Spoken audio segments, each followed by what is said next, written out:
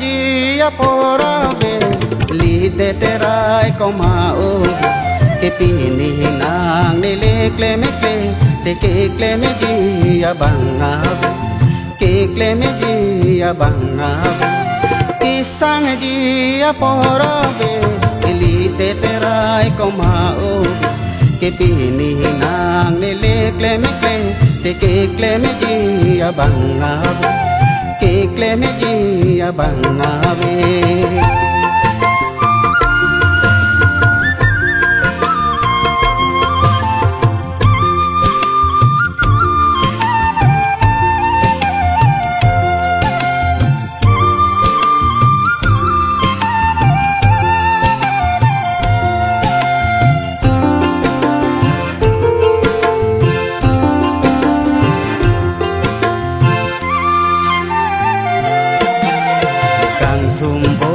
lenga pura ke kache song pen kapala solang do akaya redo ta do nang ji botia so likang thumbo lenga pura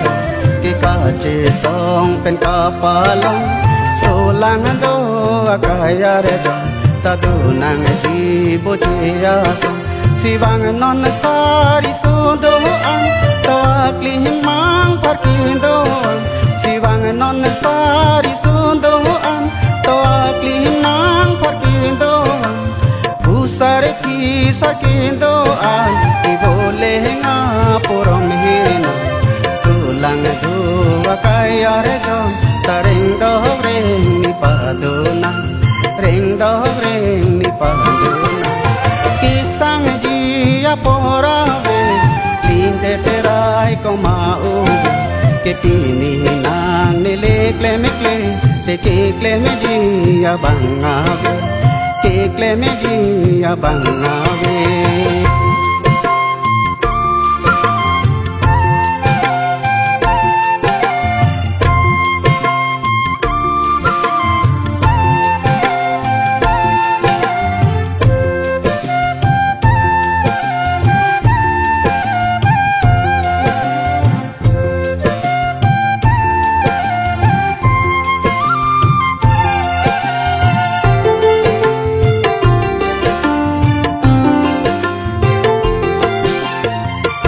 pita chelong andamende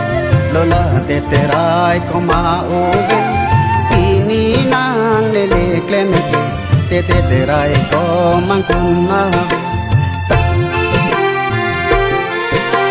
tare li pita chelong andamende lola te terai komao ve ini nang le le klemete te terai komang kunna siwang non sari sundo an o akli mang parkindo an siwang non sari sundo an o akli mang parkindo an pusare ki sarkindo an ibole nga purom hirina sulang do